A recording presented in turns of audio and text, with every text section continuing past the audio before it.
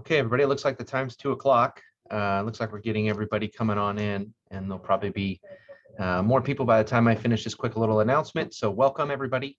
My name is Herb Smart. I'm a member of the Technical Advisory Committee. This is, I can't even number which meeting of the Technical Advisory Committees this is, but this is another meeting, a regular meeting of the two Turlock Subbasin Technical Advisory Committees.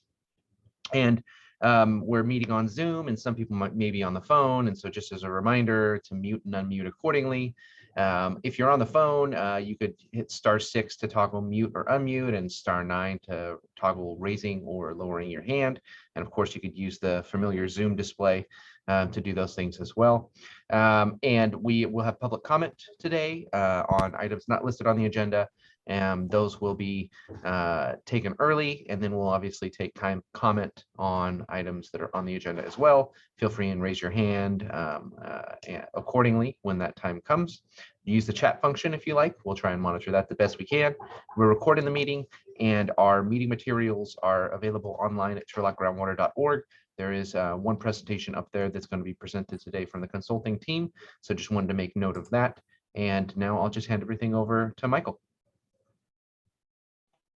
Thank you, Herb. Good afternoon, everybody. This is a joint meeting of the West Turlock Subbasin Technical Advisory Committee and the East Turlock Subbasin Technical Advisory Committee meeting.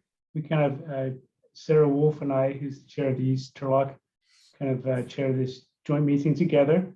The first item on our agenda is calling to order. For the West Turlock Subbasin, I need 7 members. And from what I see, we have Debbie, me, and her from TAD, Leandro from Delhi, Walt from Stan County, Mike Pickup from Waterford for Hickman, Miguel from City of Modesto, and Richard from Denair. So I have 7. Is there anybody I missed from the West Turlock GSA?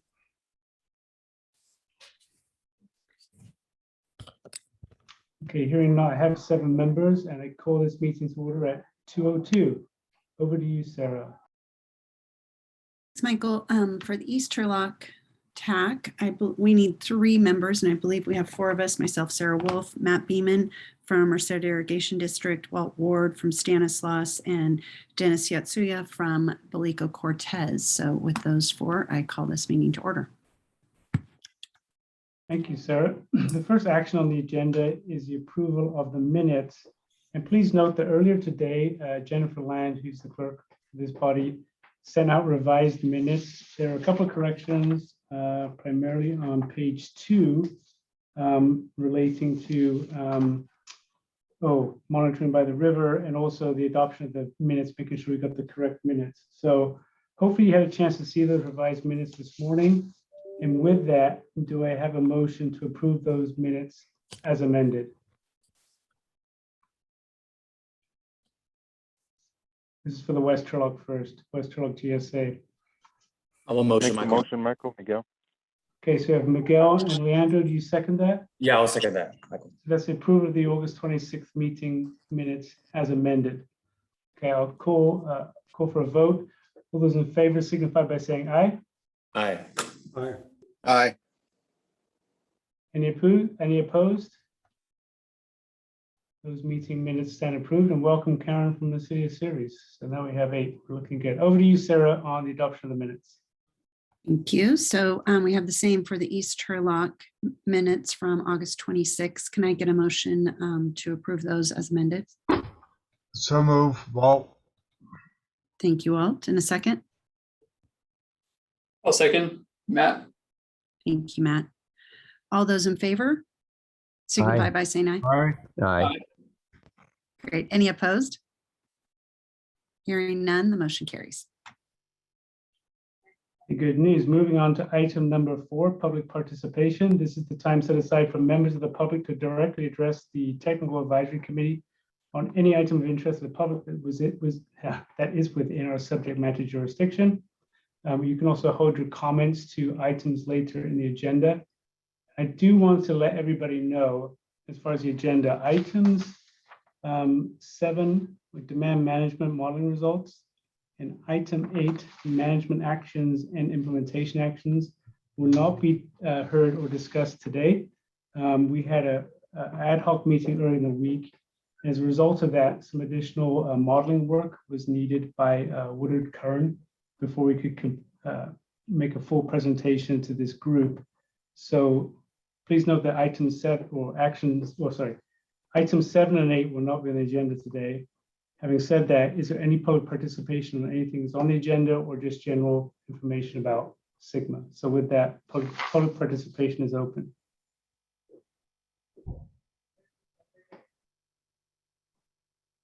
Okay, hearing nothing, and I'm not seeing any hands raised. We'll move on from public participation to item number 5, budget update. First off is Michael Clipper with an overview of revenues and expenditures for the West Turlock Subbasin GSA. Over to you, Michael. Thank you. Good afternoon, everyone. For the West Turlock account, we started off the month of August with $129,288.32. And then between bills and payments received, we have $179,458.32. That's kind of it for the West Turlock only account. For the Basin account, we started the month off for August with $909,711.43. We paid some bills, received some payments, and ended the month at $944,939.99. So far today, we've received about half the July invoices back. Just a question, Michael. So the July invoices, was that to the members of the West Turlock GSA for their dues, or was that basin-wide stuff? Both. Okay. It was for everyone. Yeah. And so just remember, you've got your invoices. As soon as you get them paid, the better. If not, just let Michael know, and just so we can assess our cash flow and that type of thing. So thank you for that, Michael. Any other questions for Michael? From the West Turlock or the Basin account? Okay, hearing none, moving on to budget update B, overview of revenues and expenditures for the East Turlock Subbasin GSA. Sarah, over to you. Thank you. I don't have the budget in front of me. I don't know if it can be scrolled down on the screen.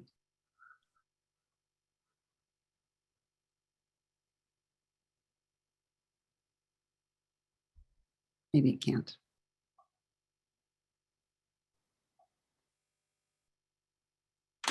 Are you talking, Sarah, about from the agenda packet? Yes. Did we have it in the agenda packet? That's what I was wondering. I can pull that up if you give me a quick second. This is just the shorter version, but give me a quick sec. Sorry, but I appreciate it. Working on it now. I should have it up. And Herb, to clarify, there was not any budget-related documents that were circulated within the agenda packet. The only agenda item that was submitted along or distributed along with the agenda was the meeting minutes from August 26th. Okay, having being that there wasn't one in there, I would say that the East does not have an update since last month's or the last joint TAC meeting. So we don't have any changes since then. It sounds good, Sarah. Thank you for that. So moving on to item number 6, creating an ad hoc committee. This will discuss and act on the formation of an ad hoc committee comprised of members of the Joint Technical Advisory Committee to assist with the development of a programmatic environmental EIR, so a PEIR under the California Environmental Quality Act, which we often call CEQA. And I'll hand this over to Debbie. Over to you, Debbie. Thank you, Michael. We have a grant from the state, a Proposition 68 grant for both GSAs to implement 3 projects, one of which is to develop a draft programmatic environmental impact report for the groundwater sustainability plan. And then the 2 GSAs will work together to finalize that PEIR following the end of that grant. So to move that project forward and to provide quicker input to the team developing the PEIR, the West Turlock Subbasin GSA along in conjunction with coordination with the East Turlock Subbasin GSA has hired ESA as a consultant to move through that process and develop the draft programmatic EIR. What I'd like to recommend is that we establish an ad hoc committee comprised of members of both of the TACs to provide that input and feedback to the technical team. And then that information will be brought back to the TACs and the GSAs, of course. But it provides a working group to help facilitate the process, similar to the ad hoc committees that we've formed for outreach in developing the GSP and for the development of the GSP. And so it helps kind of move the process forward much more quickly. So, and again, all of that will be brought back to the TAC for approvals as we move forward. So with that, I'd answer any questions anyone has, or if there are any recommendations. Questions for Debbie? Are we asking the entire TAC to participate? I mean, this is for the whole group, right? So it would be an ad hoc. So it would be a smaller subset of each of the TACs that would then be able to meet much more nimbly than in trying to get everybody from each of the TACs together on a very regular basis to move the project forward. Okay, thanks for And it would clarifying. be a short-term ad hoc group to facilitate this specific project. Debbie, do you have an approximation of how many meetings you think it will be, or for how long, like how many months the commitment would be? I do not know how many meetings it will be. It will really depend on what the need is. But the commitment is for the draft PEIR. The grant needs to have it completed by October of next year. And then following that, the draft PEIR would be released for public review. There would be comments that would be needed to respond to, and then a final PEIR would need to be developed. So there would be additional work following the end of the grant. But that gives you a timeline on, what we're talking about. It's into not next year, but the following year. But it's not, the meetings will be as needed, as opposed to maybe, like every week or every other week or whatever. So there'll be some times where it's much more work and others a little less. And then when are you planning on starting? Sorry, so many questions. So we would like to get the ad hoc committee in place and then begin that process. We have a draft schedule, and I'd like to kind of review that with the ad hoc and begin the process of developing the PEIR now that we have some projects and management actions and other things that are being developed in, through other components of the GSP development. So it's a good time to get really started on crafting the language within the PEIR. Debbie, I'm noticing it looks like there's a hand up from Araceli Gonzalez. Feel free and ask a question if you have a question at this point in time. Thank you. I have a question about how the committee will be selected. Who will be on these ad hoc committees, and yeah, like how can people get involved? So the ad hoc committees are comprised of members of the technical advisory committee. So where I think the public could get involved would be as we're providing input and feedback and working through the PEIR as it's developed at the TAC level.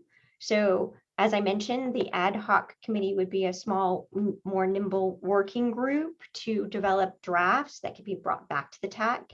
And at that point in time, the TAC is meets in a public setting. And so those things will be discussed at the TAC meetings. And then there's opportunity for public comment and feedback then. So it provides some, for lack of a better term, like staff input to these draft projects or draft products that then get brought back to the TAC for review and approval. I hope that makes sense. It does. Thank you. That's a good answer, Debbie. But just to add on, so the California Environmental Quality Act is a very public process. There'll be notice of preparation, scoping meetings, public participation along the way. So as the TAC members develop the wording, that wording then gets made public in the document gets revised based on public comments, and public comments have to be addressed. So CEQA is a very public process. Is that we do need a group working as staff just to help put the document together so it can be out there for public review. Thank you, Michael. I was thinking more of the day-to-day stuff as opposed to Right. the So we CEQA can- process. So thank you. So Debbie, I'm So Deb- guessing you probably need 2 or 3 people from each TAC to make a group of 4 or 5 or whatever that would be able to assist you. I'm guessing probably on average it'd be once or twice a month, but there'll be a couple months where there's nothing to do, and there'll be times where you have to meet every week or something just to like doing the screen check comments and all that stuff. So Yes. And Debbie, do you need those names today, or do you just need, are we just hoping for the action of forming the ad hoc?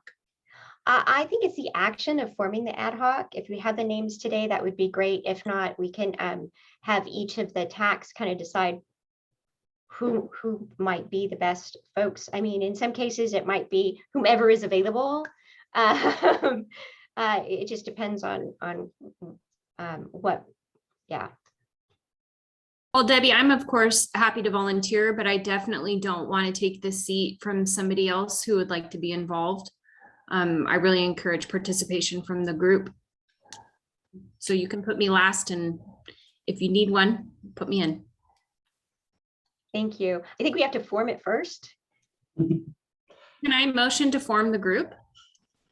That would be fabulous. okay, so we have a motion by Karen with the city series. Is there a second from the West Turlock? Second, Michael, Miguel, City Molesto. Any further discussion? Do we understand kind of the duty? So really our options today are form a little subgroup to work on this, or have the joint TAC work on this. And I think what Debbie's proposing makes it a little bit more agile and will keep the thing on track, because developing secret documents can be very time consuming at times. So we have a motion and a second. Any further discussion? Okay, all those in favor signify by saying aye. This is the West Turlock. Aye. Aye. Aye. Any opposed? Okay, motion stands approved. And again, Debbie will follow up with you guys individually to put that committee together for the West Turlock. So over to you, Sarah, on the East Turlock. So I would be looking for a similar motion from the East Turlock TAC to form this ad hoc committee. Sarah, this is Dennis. I will move to make that motion. Thank you, Dennis. In a second. Yeah, Walt, I'll second. Thank you. And then I'm going to do a roll call vote for the East Turlock. So Dennis Yatsui, Yes. Walt Ward, Yes. Matt Beeman, Yes. and Sarah Wolf. Yes, motion carries. And send it back to you, Michael. Thank you, Sarah. As I So- mentioned, go ahead. Sorry, clarification. So Sarah, will you get back to me on whom? Perfect. Thank you so much. Yes, I think with the other thing, I think similar to other activities, just because the East Turlock's a little bit smaller, it's probably going to be more of a who's available than a named individual, but we'll have that discussion and get you more clarification. That would be perfect. Thank you so much. Okay, thank you. As I mentioned at the beginning of the meeting, items 7 and 8 have been pulled from the agenda because we're doing it. Wood and McCarran, who's doing the modeling for the GSP, has to do some additional work based on some comments they received from our members earlier in the week, and basically revolves around the model was developed a year or two ago. Since that time, we developed a groundwater well monitoring network. Some of the network monitoring wells are not in the model, and so it's the idea of, can we put those in and will it work without spending too much time and money? So that's what we're currently looking at. It's going to do some additional analysis, and once that additional analysis is complete, they'll bring items 7 and 8 back, because based on that modeling, to determine how much demand management may be necessary and what the impacts of our management actions and implementation actions will be on the basin's sustainability. So just to let you know, 7 and 8 are not occurring. Any questions on that? Okay, so with that, we'll move to item number 9, sustainable management criteria, interim milestones, and revisions to the draft monitoring network. And that's going to be presented by Todd Groundwater. I think it's Phyllis. Yes, it is. Let me grab the screen and we will get going here.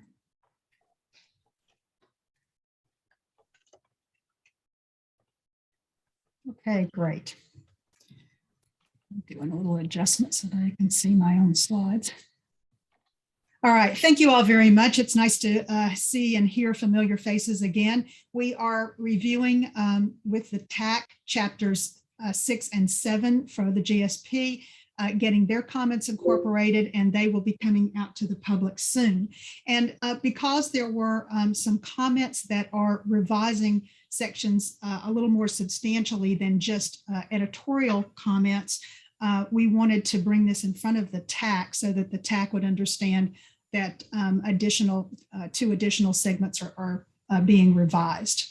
And the 2 additional segments that are being revised involves the Sustainable Management Criteria and Monitoring Network for the land subsidence. In particular, we're expanding that monitoring network and criteria so that it includes the entire subbasin, and I'll talk a little bit about that in just a second. The second thing we'll be looking at in the second portion of this presentation is the development of interim milestones. We have talked about this before. I continue to use DWR's phrase of the glide path because I think it's helpful with respect to how to get to from where we are now to sustainable groundwater management. And that'll be in the second portion of the talk. So let's get going now just to review a few things with respect to the Land Subsidence Monitoring Network. Here are our current monitoring networks. They are on the western portion of the subbasin only at this time, and that was because we were targeting the western upper principal aquifer and the western lower principal aquifer as they occur within the occurrence of the Corcoran clay extent. And I just have a quick cross section to just remind us all, get us all on the same page of our principal aquifers in the Corcoran clay. The western principal aquifers are located above and below the Corcoran clay and subject to dewatering and depressurizing the Corcoran clay. And we have seen impacts with respect to land subsidence associated with those compressible units in particular. And the conditions are very consistent with where we've seen land subsidence adverse impacts, both in the adjacent Merced subbasin, and then I'm sure everyone has heard all of the details in the southern San Joaquin, where land subsidence is a more significant issue. We have not had a significant rate of subsidence indicated in the Turlock subbasin, and in particular in this area of susceptibility, the indicated rates have been very, very low. Nonetheless, we understand and recognize that with additional water level declines, should they occur in the future, we are susceptible to it. And because of that susceptibility, we established criteria for the land subsidence sustainability indicator and also a monitoring network. But the TAC reminded us and recognizes that we have INSAR data that does indicate some vertical displacement in the eastern portion of the subbasin in the Eastern Principal Aquifer. I think that we have talked before about a lot of the details that the INSAR data reviews and whether or not we're actually seeing a significant land subsidence indicator in the Eastern Subbasin. There are a lot of activities there, and when you're looking at very, very small rates, 0.4 inches per year indicated at the highest rate that we see, that there's some interference with respect to swelling clay soils. The hilly terrain sometimes can be a factor, as well as agricultural land activities, all of which affect land surface elevations. These are all anticipated and corrected for in the algorithms for the INSAR data.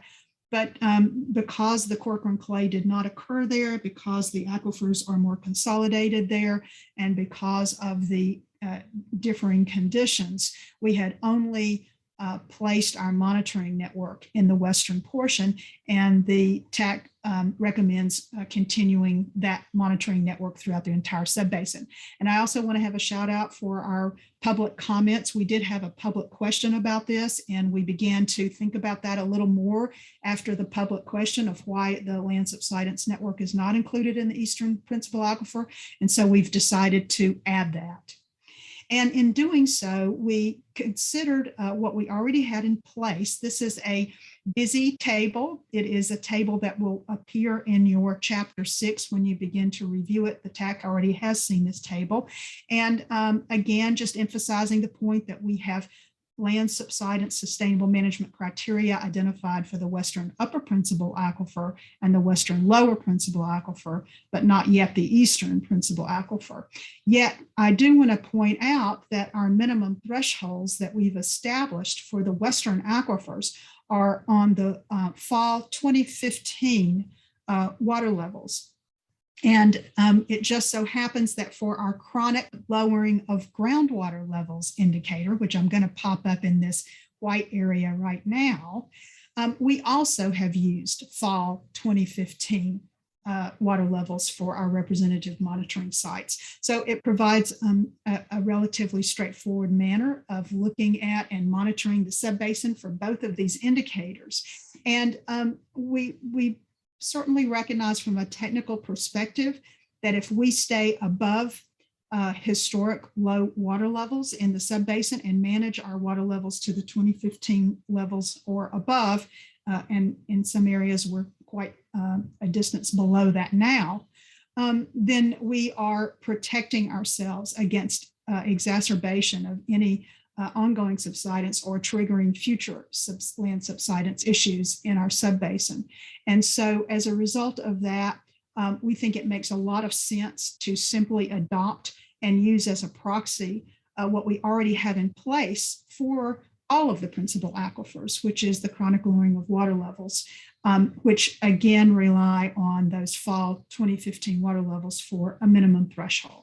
So we are recommending to the TAC that we do expand the network and that we include the sustainable management criteria for the chronic lowering of water levels as that new indicator, as that new criteria in the Eastern Aquifer. So here is a summary slide and a specific recommendation. So we have just looked at and reviewed that the sustainable management criteria for the chronic lowering of groundwater levels are almost identical to the current criteria for land subsidence in the Western Principal Aquifers. When I say almost identical, you might recall that in the Western aquifers, we actually tied some of our levels to the Corcoran clay elevation to make sure that we didn't go below it and dewater it. Nonetheless, it's very, very similar. And as a result of that, those criteria are also protective against future land subsidence in the Eastern Principal Aquifer in the same manner that they were in the Western Principal Aquifer, should anything occur in the Eastern Principal Aquifer in the future. So this leads us to some specific technical recommendations to expand the GSP land subsidence monitoring program to include the Eastern Principal Aquifer, to use water levels as a proxy for monitoring those potential future impacts from land subsidence, and to adopt the chronic lowering of groundwater levels sustainable management criteria for that expanded monitoring. and then continuing to use annual INSAR data for screening.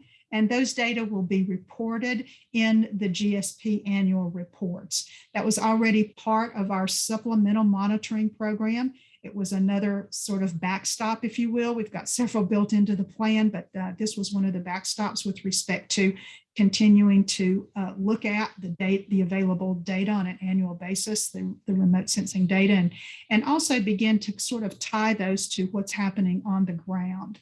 And then this will give us the opportunity to reevaluate the monitoring and screening data in the 5-year GSP report, make sure that our MTs set at chronic lowering of water levels, which again will be above historic lows, are sufficiently protective, and then make sure that the screening data and the monitoring data both indicate that we are avoiding undesirable results for the future. So at that point, I'm going to stop and see if anyone has any questions, especially from the TAC, because this was a response to one of our comments from the TAC. And so I wanted to make sure that all TAC members were aware that we were going to be expanding this program. Any questions for Phyllis? I have a question. So as you're deciding on the threshold, is it being taken into account, or are you also looking at data for how many wells will go dry as you're setting this threshold? Yes, and we're trying not to let any wells go dry. So you may or may not have been involved in some of our previous TAC meetings where we have done evaluations of domestic well failures and also adverse impacts to some of our public water supply wells as a result of lowering water levels. And so based on that information, in part, along with a lot of other additional technical justification, we have set our 2015 MTs, our MTs set at the fall 2015 levels to avoid it. So let's just review where we are now. We had 150 some wells, I think, fail during the drought of record. We saw that from our DWR well completion reports that there were more than 200 wells that were drilled, additional wells that were drilled. Those wells in general were drilled deeper in all of the areas of the well failures, which makes sense to us that occurred. And as a result of that, we have had no additional reporting of any well failures since that time. We do have some contact with our domestic well owners. Some of them are stakeholders of participating in this, and they know if their neighbors' wells are okay and their wells are okay. As a result, and we also check the DWR well shortage site where domestic well owners can report problems with their wells. And so we haven't seen any reported since 2016. So we feel fairly confident that we aren't seeing adverse impacts to domestic wells now. These levels that we're talking about for the 2015 levels are actually higher than they are now. So we feel relatively confident that we will not be triggering domestic well failures in the future. Does that make sense? Yes, thank you. Any other questions?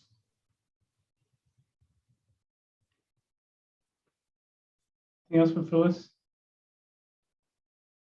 Again, we're not seeing an issue with subsidence, but something we have to monitor for. And so using that satellite or INSAR data kind of as a heads up, and then going out on the ground and truthing it just to see if those changes in elevations are due to subsidence or just grading or some basic land activity. So that's what this is about. Right, any other questions? Let me maybe just chime in, and I'll go ahead and phrase this as a question. It's something I'm going to say to let Phyllis react to it. So essentially what we're doing is on the east side, previously we had said no monitoring network, or we're going to use INSAR as our monitoring network. But the extension of this existing monitoring network and use of this as a proxy basically recognizes that our existing monitoring program is already sufficient to address this particular undesirable result. And the implication, if we were to rely on INSAR for monitoring, would be that we would have to come up with some kind of a threshold. And I believe you mentioned that that might be problematic. So this is actually an easier pathway than relying on INSAR and not using groundwater levels. Is that fair? Yes, I would agree with everything that you said. And I would only add that it isn't problematic to set a rate. It's just that you don't know what rate results in undesirable results because you haven't experienced them yet. And, you know, that's one of the things that is an interesting conundrum with many subbasins, is that they've already experienced undesirable results, so they know what they look like. And for land subsidence for this subbasin, luckily and fortunately enough, you haven't seen that yet. So it makes it difficult to predict and correlate a rate to impacts. So that was the difficulty with trying to set minimum thresholds based on the INSAR data. Nonetheless, as I pointed out previously, we're going to continue to use it as a screening tool because we think it will be instructive moving forward. I know that in particular, there are already activities in place to look at, monitor, and protect infrastructure in the subbasin now that this issue has sort of come to the forefront. So I think things are moving forward with respect to preventing land subsidence in a very straightforward manner. Thanks, Mike. Anything else, Phyllis? Thanks for that, Mike. So with that, on item number 9 for the West Turlock Subbasin GSA Technical Advisory Committee, there is a recommended action to approve the updates that Phyllis has recommended and include that information in the groundwater sustainability plan that will be out for review. So with that, I'll take a motion from anybody from the West Turlock. I'll move. This is Debbie. Debbie made the motion. Do we have a second? Second, Waterford. Thank you, Mike. So we have a motion and a second. Any further discussion? Okay, with that, I'll call for the vote. All those in favor signify by saying aye. Aye. Aye. Aye. Aye. Any opposed? Okay, motion stands approved. Over to you, Sarah, for East Turlock. Thank you. Yes, so we'll need a similar motion from the East Turlock TAC to approve these changes Phyllis proposed. Can I get a first? I'll move. Walt. Thank you, Walt. And a second? I'll second this, Dennis. Thank you, Dennis. And then I'll do a roll call vote. Walt Ward from Stanislaus. Yes. Yes. Dennis Yatsui. Yes. Yatsua. Thanks, Dennis. Matt Beeman. Yes. And Sarah Wolf, yes. And that's everyone from the east side. So the motion carries. Hey, good job. Thanks, everybody. And thank you, Phyllis, for your presentation. So with that, moving on to item number 10, Sigma related. So sorry. I'm so sorry. So I thought maybe you were just needing to vote. So recall that we have 2 items that we're looking at today. I'm so sorry. I didn't know if we were going to wait until the end or if we wanted to take them one at a time. Sometimes I know that the TAC prefers to just do one thing at a time. So I kind of stopped prematurely. I'm sorry about that. So let's continue on though, because I do think this is a different item. And so it probably deserves a different continuation of an evaluation of it. So just from a process standpoint, so do this presentation, I think we have to redo our motions when we get to the end, because I notice the interim milestones are part of the motion and I missed that. So it's my mistake. So when you're done with the presentation, I'll ask Sarah too, if she could redo her motion, just to know we've the subsidence sustainable management criteria and the interim milestones included for approval. Okay. So with that, back over to you, Phyllis. Sorry, my bad. No problem at all. Thank you. And I'm sorry I didn't catch that. All righty. So let's talk about interim milestones. We have reviewed this in the past. So this is a review. We've seen this in several previous TAC meetings, but just to get us back on the same page, interim milestones are required to be set for our plan And they are referred to by DWR as your glide path toward sustainability. And so what DWR and Sigma asks of us is to think about how the projects are going to be implemented, how the GSP process and implementation is going to go forward, and what we would anticipate with respect to how soon we would be able to see water levels respond and have our plan be, again, as I sort of said before, moving toward sustainability. And so on this diagram, I'm using this to kind of help us get all on the same page. This is a DWR diagram. I think it's extremely helpful. We've used it in the past. What we see here is that as the GSP adoption date occurs in 2022, we will begin our GSP implementation of projects and management actions. In doing so, that doesn't happen on day one. And as a result of that, Sigma gives us a little flexibility with respect to getting our plan in place, getting projects implemented, and beginning to see the aquifer response associated with our projects. And so there is an anticipation that at least your first potential interim milestone might actually be set below your minimum threshold.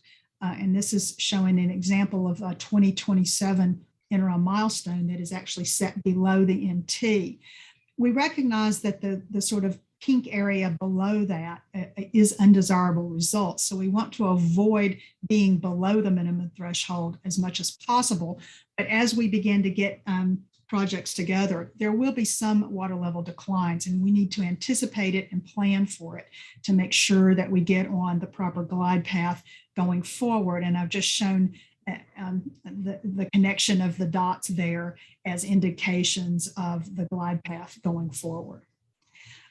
So we have looked at the water level data, and as I had mentioned previously to the question, we are already lower now in many of our wells than a minimum threshold. And as a result of that, we are anticipating a 2027 interim milestone to need to be lower than the minimum threshold for some wells.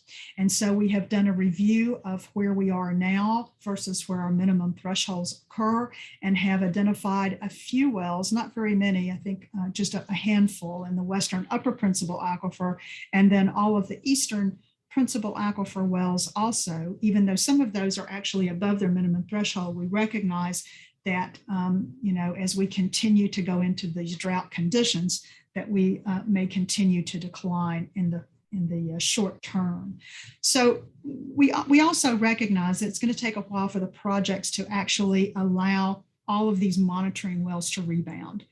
We anticipate seeing immediate water level responses in the specific area around the project, but it may take a while for those benefits to the aquifer to spread throughout the system.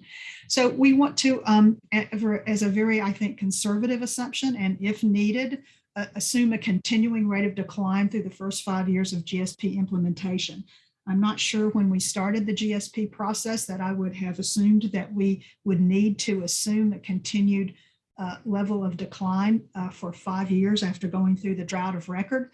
But at this point, I'm not going to try to predict that it's going to rain. We have had drought conditions persisting in the state, and I think we need to plan for that in the event that it occurs. So using the interim milestone methodology that implements the available data for each well, because it's a little bit different for each well, we have either appended a total groundwater elevation decline that we've seen through this recent drought conditions on a per year basis, sort of a rate of decline, which is indicated from a total decline, and appended that rate, that total decline, onto the current data where data are available. If the well doesn't have a sufficient record through those drought condition years, then we have implemented a rate of decline out to 2027 and have used that to set the 2027 milestone. And then for the few wells that we just have no historical or really recent data to be able to develop a rate of decline, we have used nearby wells. This is this was part of our process for setting the other sustainable management criteria as well, using nearby wells and data from the area to help us estimate the total decline that might be needed for those wells. So in doing that, we just have some examples here so that we can get some kind of an understanding about what this looks like. So here, here is a 2027 interim milestone example of a well that is shown on this map in the lower right-hand corner here, and it has the red dot for the well location. So this is an interim milestone that's actually based on the fall data from fall 2013 to fall 2019. There's a decline indicated in this well of about 8 feet over that period. And so that 8 feet is appended onto the, in this particular case, the most recent data that we have, which is a fall 2019 data. And so that shows that additional area of decline that would occur. That interim milestone is actually about 10 feet below the minimum threshold.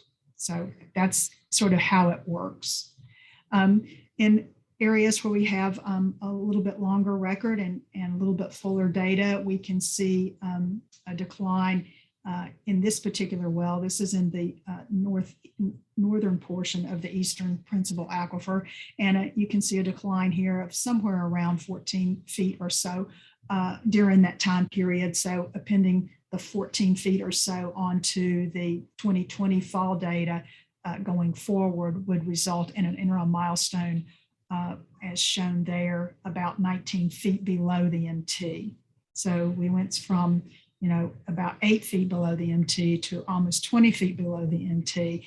And then as we continue on, we continue to see that rate of decline in other wells. This is in the southern portion of the eastern principal aquifer.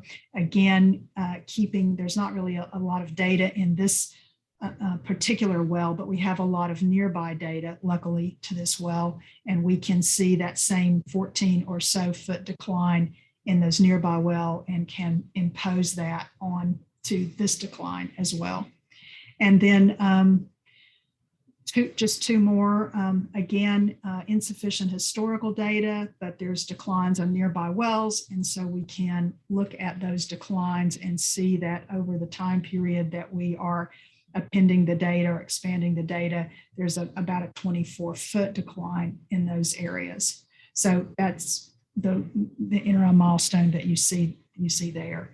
I'm sorry, I said that wrong, didn't I? It was about a 14-foot decline, but that places the 2027 interim milestone about 24 feet below the MT. And then finally, there are a handful of wells in really the southeastern portion of the Subbasin that have really had the largest rates of decline. This is an example of one that's had almost 4 feet per year a rate of decline. And as a result of that, taking the declines that we see from these and other wells in the area, it's a little hard to just use the data. All of these wells, we just didn't have a very widespread monitoring network here. And so we're really pulling together a lot of wells that the Eastern Turlock Subbasin GSA has made a significant effort in finding and identifying. And but we can't make up historical data, right? So we're at a limitation in some areas. But in this particular area, we do see that the data that we have indicates a high rate of decline. And as a result of that, that puts a rather deep MT. In this particular case, about 40 feet below the MT. So we have interim milestones that essentially range from about 8 feet down to about 40 feet below the MT.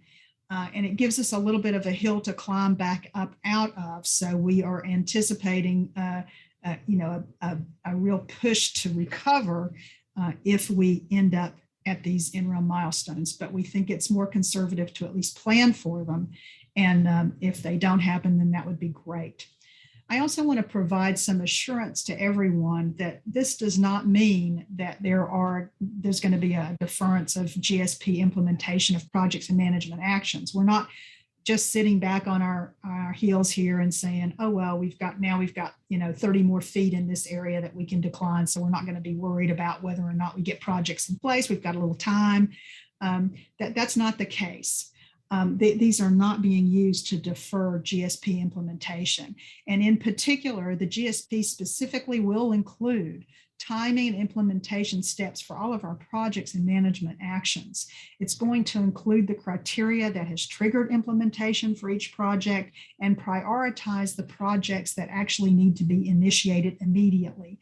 You might have heard from previous actions that we're already moving towards CEQA process to approve these projects. So we really have already started the implementation. That really is the first step to get the CEQA done so that we can begin to get these projects in place and be able to arrest these declines before they occur.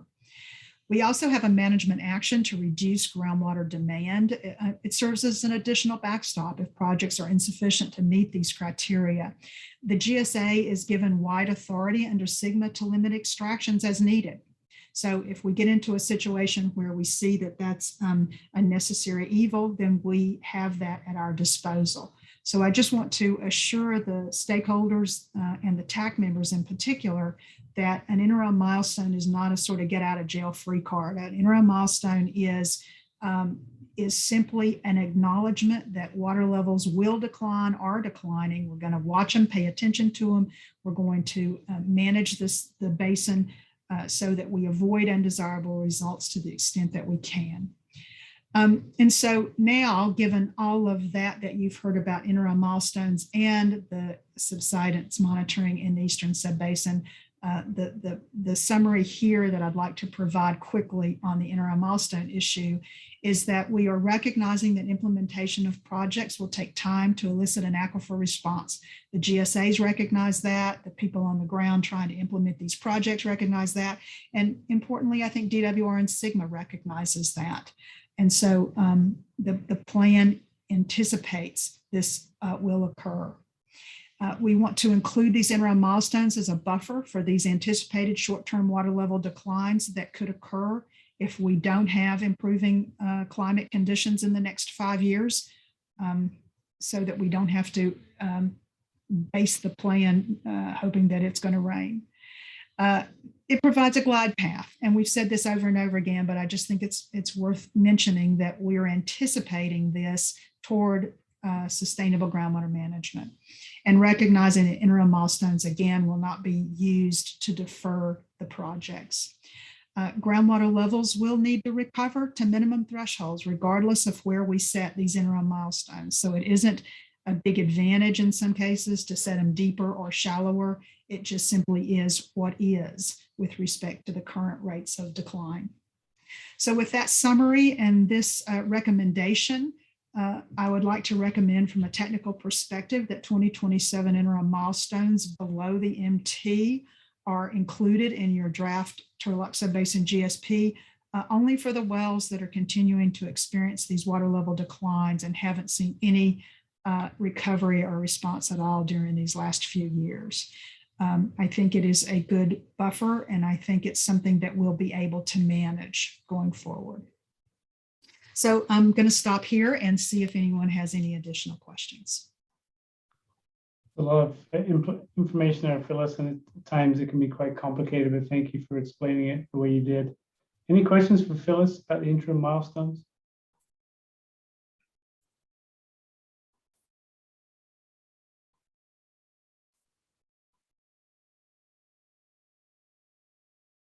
I think for me, in summary, kind of what Walt said many times, when we adopt the GSP with the start line, we have 20 years to get to the finish line. In between, there's going to be some ups and downs. And what these interim milestones show is there will be ups and downs, but the goal is to move in the right direction towards sustainability over time.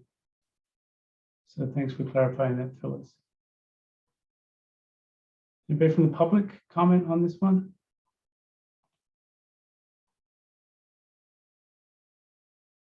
Okay, so with that, I messed up earlier and moved forward with a vote when we weren't quite ready. If I remember correctly, for the West Turlock, Debbie made the motion, Mike seconded it. So I asked Debbie to amend her motion to include the sustainable management criteria, the interim milestones, and revisions to the monitoring network. So, and including those in the draft groundwater sustainability plan. So adding interim milestones into your motion. Debbie, would you like to make that amended motion? Yes, I will make that amended motion. Okay, And I will second the amended motion. thank you, Mike. Any further discussion? Okay, with that, I'll ask those in favor signify by saying aye. Aye. Aye. Aye. Any opposed? Okay, the amended motion stands approved unanimously. Thank you, everybody. Over to you, Sarah. Thank you. So we would need to amend our motion as well. And Walt, you made that motion. So would you be willing to amend it to include sustainable management criteria and interim milestones for the revisions to the monitoring network? Yes, as amended. Okay. And Dennis, is that fine with you as the second? Yes. Okay. I will do a roll call vote. Walt Ward, Yes. Dennis Yatsua, Yes. Matt Beeman, Yes. and Sarah Wolf. Yes, motion carries with all four from East. Thank you, Sarah. And again, everybody, I apologize for jumping the gun there. Okay, moving on to item number 10, Sigma-related updates. This is where members of the Technical Advisory Committee discuss and provide updates on Sigma-related items. Communication outreach, do we have anything, Herb? Yeah, Michael, I have a couple quick items. It'll take maybe a minute here. The first thing is, I'm looking at my notes. We held the September 16th virtual groundwater lunch hour. And it was, I believe, the 7th of our series that we started maybe over a year ago. And this one covered specifically draft chapter 5 of the GSP. We had really good numbers, good attendance. We had, I want to say, 17 or so non-agency participants, which is a high for us. And the video for that is online on our YouTube channel, as well as the turlockgroundwater.org website on the events page. So just letting people know about that. Secondly, on September 10th, the notice of intent to adopt a GSP after 90 days from the date of the letter was sent out to cities and counties. And what we've done is we followed that up today with a general email to our interested parties list, letting them know as well. Again, no hearing date is set, but that's just part of the Sigma statutory requirement to inform cities and counties that that's something that will be happening toward the end of the year. So I wanted to make note of that. Then continue to take comments on chapter 5, draft chapter 5 of the GSP, the water budgets chapter. And that's posted, people can get there by going to our GSP page at turlockgroundwater.org, and they can comment online or email or through United States Postal Service mail too. So just a plug for that. We're looking to get comments before the end of this month, so there's still about a week left. And then two other things. One, we continue work on the notice and outreach chapter 3 of the GSP. I'll continue to update the group on that, but we're guessing within the next month or so, we'll have some movement on that and maybe start to get that out to the public for initial review as well. And then lastly, it's still in flux, but there was a law, state law signed into law by the governor, AB 361, I believe, from Assemblymember Rivas, that talks about Brown Act requirements and how that all is handled in the wake of the governor's executive orders and the COVID pandemic. And so we're trying to figure out how that relates to us as an agency, as a technical committee, and as it relates to our GSAs. And so we're working with councils and other people, other associate agencies that represent us as to what's our best choice moving forward. That may mean that there may need to be some action taken on behalf of the boards. And so it's relatively new, but I just wanted to alert the group because a lot of us have been trying to figure out what we do related to in-person meetings and how we get there. And that may or may not be the case depending on what we do. And so there's a lot of different routes, but there might be some action the TAC and or the GSA boards need to take in order to continue to hold virtual meetings under the new law. And so you'll hear more from me on that, or maybe even general counsel as we move forward. I think that's it for me. I'll just pause and hand it on over to everyone else who takes some questions. Any questions on communications and outreach?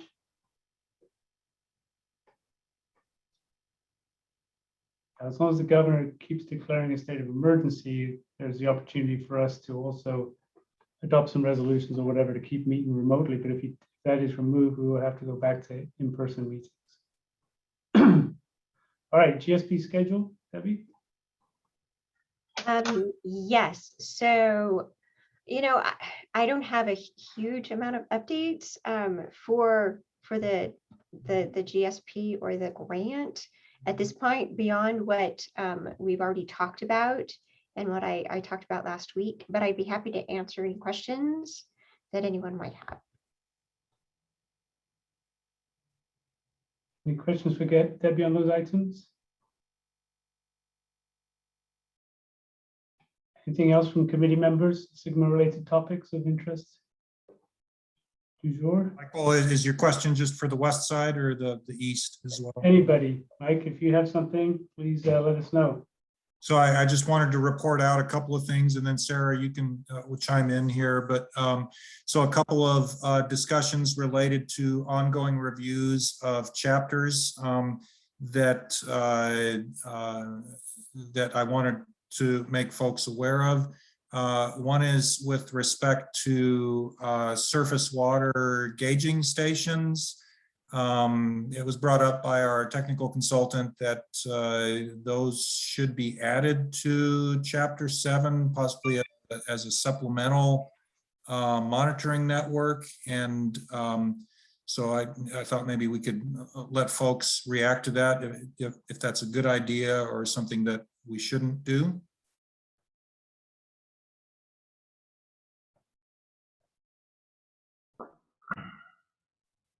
I have to follow up with our hydrologist on that. Mike, who kind of runs our reservoir operations, and get a better understanding of that. I know there are a number of gauges along the Tuolumne, some of which are used for compliance, some are just used by USGS or DWR, and Debbie knows that stuff better than I do. So I have to understand what you're saying in terms of additional gauges, and then see how our reservoir operations folks react to that too. I'm not talking about additional gauges, just existing gauges. Okay. That they should be acknowledged in the chapter and considered as part of our supplemental monitoring program. Okay. Yeah, So we'll follow up on that. So thank you. The second thing is there was some discussion about, and it revolved around the items that were removed from discussion, but it's a general monitoring item regarding interconnected surface water on the Merced River. And we wanted to make folks aware that in response to those ongoing discussions, we've been having internal discussions regarding adding possibly additional monitoring wells, one or two located at additional distance from the river that would allow us to assess the effect of gradients as well as just, drawdowns to a 2014 surface at one distance. We felt like it would be a more defensible and robust monitoring program. In these discussions, it was felt that would be a potentially more robust monitoring program. So I don't know if there's any comments on that at this point. Certainly a detailed technical discussion is probably not part of this meeting, but I wanted to put that out there for folks to realize we were doing it and reactions.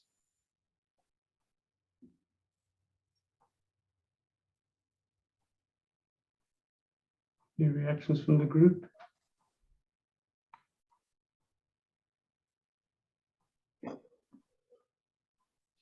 Okay. Okay. Thanks, Mike. Mm-hmm. Anything else from anybody for Sigma-related updates? Okay, hearing none. Our next special meeting is scheduled for Thursday, October 14th. And the next regular meeting is scheduled for Thursday, October 28th. I'll work to be happening between those times. So I appreciate everybody who's been meeting in various forums to help us keep this GSP on schedule and get it out. And so it's adopted by the end of January of next year. Obviously, that deadline's getting closer and closer, but I've got a lot of dedicated professionals here, and then others not here have been working very hard to make that happen. So again, I appreciate everybody in both GSAs is working hard to keep this project on track. Okay, with that, for the West Turlock folks, I'll take a motion for adjournment.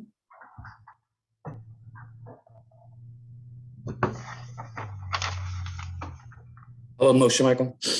Okay, Leandro, motion for Second. adjournment. Thank you. Second by Miguel. All those in favor signify by saying aye. I, Aye. Turlock is adjourned. Aye. 6. And then Sarah, I do the same for East Side. Can I get a motion to adjourn? Yeah, this is Dennis. I'll move to adjourn. Thank you, Dennis. A second. Yeah, Walt, Thanks, Walt. I'll do a roll call vote. Dennis Yatsua, Yes. Walt Ward, I want to say no, but yeah. Matt Beeman, Yes. and Sarah Wolf. Yes. Motion carries. Meeting is adjourned for the East Side. you would have lost the motion anyway, Walt. You'd still be adjourned. Uh, Okay, thanks, everybody. See you next time.